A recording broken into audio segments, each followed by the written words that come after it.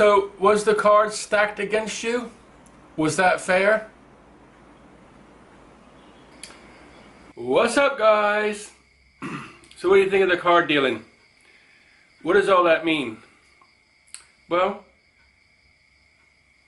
in a fair game, people would shuffle the cards so nobody knows what order they're coming out, and everybody would be given the same amount.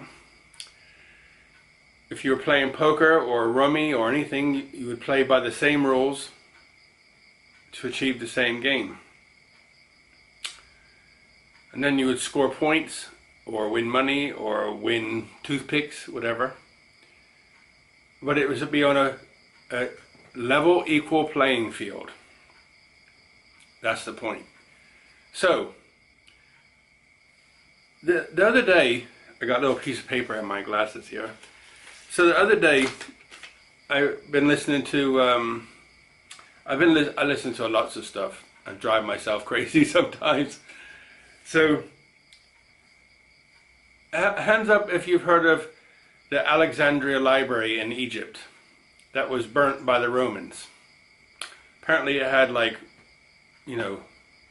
unbelievable amounts of books in it.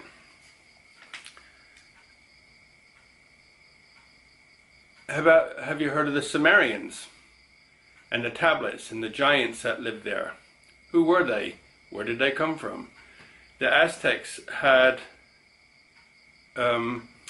pictures of beings that were much bigger than them, and they said blonde hair, blue eyes, and they had pictures of them in spacecraft.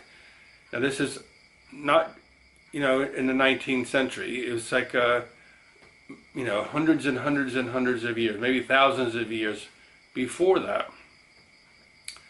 So people are in spacecraft when? Hundreds or thousands of years ago? Sure. Have you been told that? No. But do your research for yourself. And in Egypt, there's pictures of planes and helicopters and things. 10,000 years old, these pictures. 10,000. So everybody must have heard about the Matrix and what the Matrix was about. Morpheus had the red pill. You could take the red pill or the blue pill. What did it mean? It meant that you take the pill and your eyes are opened, like Keanu Reeves. What did he play? Neo. So Neo was taken in. Morpheus knew he was the one. He said, take the red pill or the blue pill. Excuse me. I can't remember which was which, but anyway, the point was, if you take the pill that opens your eyes, you'll learn and know the truth. If you take the other one, he'll wake up in bed and forgot everything, what happened to him. But he took the pill to be revealed so that he would understand the truth. So, fast forward, I watched the three Matrix, and the first one I thought was the best one. I mean, they're all pretty good. Some of them were a little bit like the battlefields and stuff. It was like too much, but the point was okay. The first one I liked a lot, and actually had a lot of. If you listen to it, it has a lot to do. Well, a lot of parallels with the Bible. So I thought, interesting. So anyway, once you start thinking we live in a matrix, in other words, like a program, and that we are controlled and not told the truth. So I've been thinking about this ever since that film, and I keep searching and researching and looking and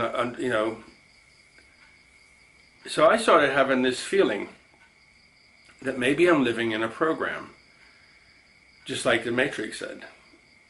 That God, and the Sumerians had multiple gods, and if you look at the Sumerian text, You can do a search on YouTube. There's a guy many guys who will look at the original Sumerian stuff, which was thousands of years older than the Bible, and the same stories are there by different gods, or like Moses' story and many others. So it's very interesting. You know, I'm not trying to draw a conclusion, but I'm just listening and learning. So fast forward to now, are we living in a matrix? You know, sometimes, you know, in nature, you build something. Let's say you build something. You build it, and within, you know, days, you have to start maintaining it.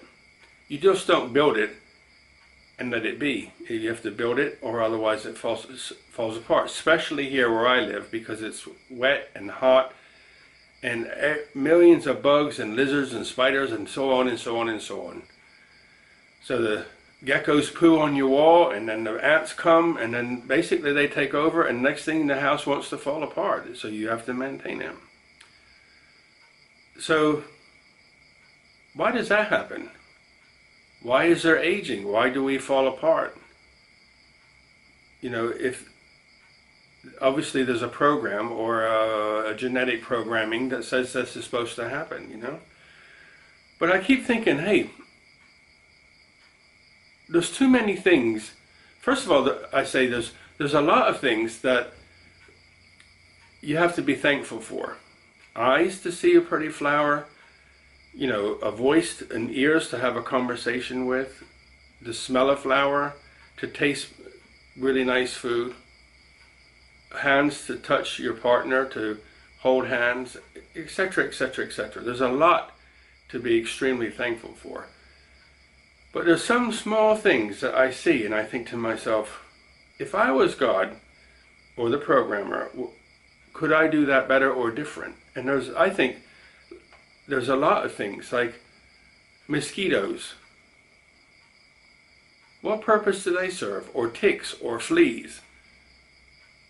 Many things that irritate, you know, like that can cause harm.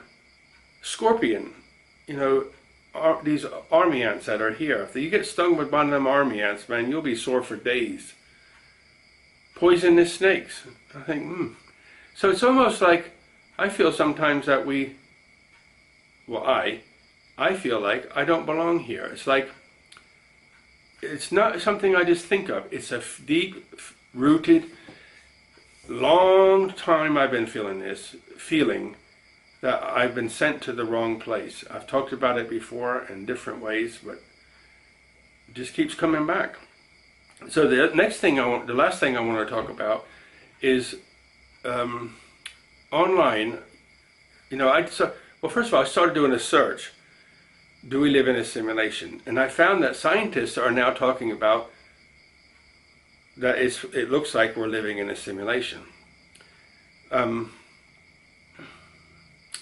Some string theory physicist, one that I listened to the other day, a black man, he's 65 years old, very cool to listen to, was given a talk, or a part of a group of people talking, and he said, in his research, they found computer code in nature. Now, when you do a search on Google, you put your text in, that text is changed to binary, and before and after, there's error correction codes. And that error correction code makes sure that what you ask for goes there and comes back as a whole package. Like a train, you know, the front and the back of the train has security, and it makes sure it gets there and comes back with the right information. So, this guy says that in nature they find this, for want of a better word, security or encrypted binary code in nature. And it's advanced, very advanced. So that's in nature. And you know, if you look at nature, nature is like beyond mind-boggling, because it's like, how does it even exist? How does a banana know to be a banana? How does, you know, and then you have to have the right environment and so on. So what these guys were talking about is simulation. Are we living in a simulation? So they're talking about the computers we have today, what they'll be like in the future, artificial intelligence, so on and so on. But I think to myself, they spent an hour and a half talking about are we or not in a simulation, and in the end, the point wasn't to come to a conclusion. The point was to make you think, and I think most people could understand that we are living in a simulation. Well, the science shows that anyway. So, if we're living in a simulation, who is the guy who wrote the code, or person who wrote the code? Who's in charge of it? The architect, like the Matrix again. So, I don't want to say the architect's... Mosquitoes trying to get me. I don't want to say the architect is malevolent, but sometimes you have to scratch your head and think, I think he is, or her. So, they're talking about computers and so on, and can it run the code and so on. But, we're very limited to our understanding, I think. I think if you look at the Sumerians 10,000 years ago and so on, I think we haven't got very far. And I think, if we let our mind go a little bit, and say, is there aliens or not? And pretty much people are saying there are definitely aliens today. And I won't say alien, I mean like people from another world. ETs perhaps. And if you do your research again, you'll see that Hitler had spacecraft in the 40s. So where did he get that technology from? Reverse engineered a spacecraft. So 0-point energy, anti-gravity, and so on. So somebody has a technology greater than ours and greater than our understanding. So here's my point. They're talking about computers as we know today, but this other entities, it's possible that they can have computers that look, makes ours, the best we have, look like a watch.